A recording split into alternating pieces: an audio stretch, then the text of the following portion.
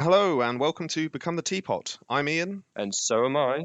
Our first episode is all about X-Men Days of Future Past. Let's talk about X, baby. Ian, we don't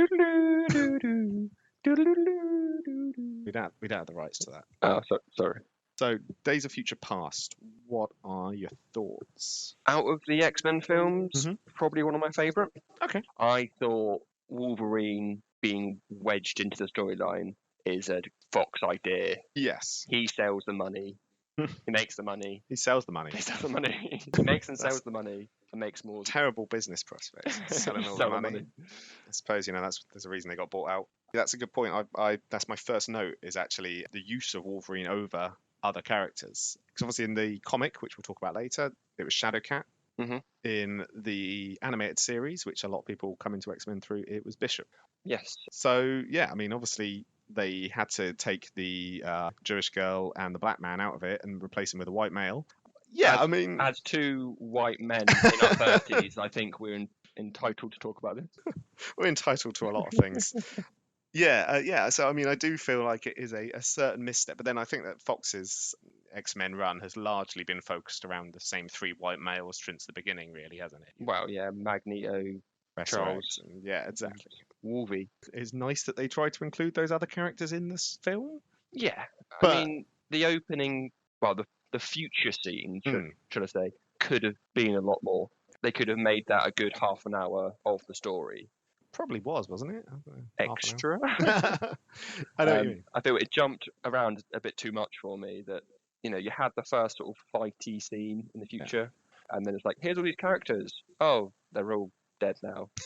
But yeah, I think that as soon as they get the main sort of story down and the whole plot point comes out where he's being set back in time, Yeah. it's again, like you said, it's Charles, it's Logan, got Kitty involved, Yeah. and Magneto's just there. And they did justify why it had to be Wolverine, but I felt like the justification came after they decided it was going to be him rather than it being necessary to the plot. It wasn't like, oh, there's only one way we can tell this story and it has to be Logan. It was sort of. Yeah, it was just put him in there. Yeah, oh, it's going to tear your mind apart, but what if we get someone who can heal?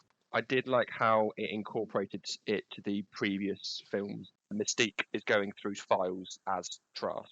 Yes. And there are little sort of flashback points Mhm. which showed previous characters from the previous film. Yeah. But again, they sort of just wrapped that in this little box, and there we go. Well, they Done. killed them all off. In a dossier, they look through a dossier and just go, right, well, that character's dead, that character's dead. All these main characters, there we go. And then Charles gets sad about it and has a drink. In this film, obviously, we've got a bunch of random mutants. We've got Warpath, Sunspot, Blink, all just sort of thrown in there for aesthetic value.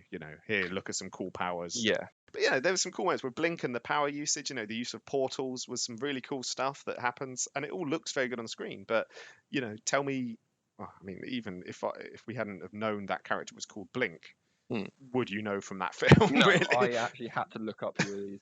I kind of guessed Sunspot because of cartoons and what I've seen. Well, this is because my problem is with Sunspot is he is a character who is regularly whitewashed, even in the comics.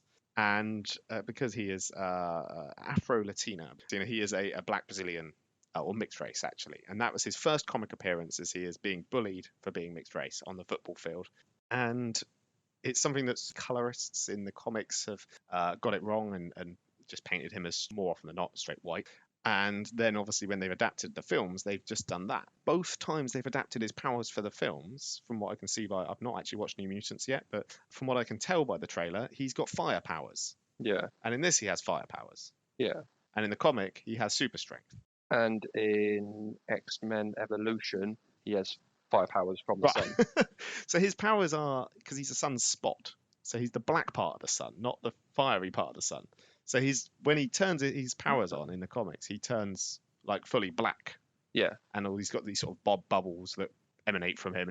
Okay, yeah, that is his look in Evolution. Yeah. Is he's black and then he's got the fiery red around him, or yellow around him. The future scenes we see Mhm. are probably the best scenes of X-Men being a team and fighting together that we see throughout the franchise. Yeah. And this is probably the first one we see powers being used interactively. Yeah. Creating a portal, Colossus jumping through it, going down in gravity, and she drops him and then puts the portal that way and he flies sideways into it, and yeah, stuff like that. And you know, Bishop shooting his guns into the portals to kill things. I mean, his powers again were very strange. I don't quite understand how Bishop's powers worked. Was it entirely used for this gun? Was he born with the gun attached to him? Yeah, I never got that. Bishop in the comics and in the cartoons, Yeah. his powers are sort of about energy manipulation. You absorb energy and fire it. And in this, he sort of channeled power into a gun and fired it from a gun. So is the gun integral to the power? Was the gun designed be to harness his some power? output for his power.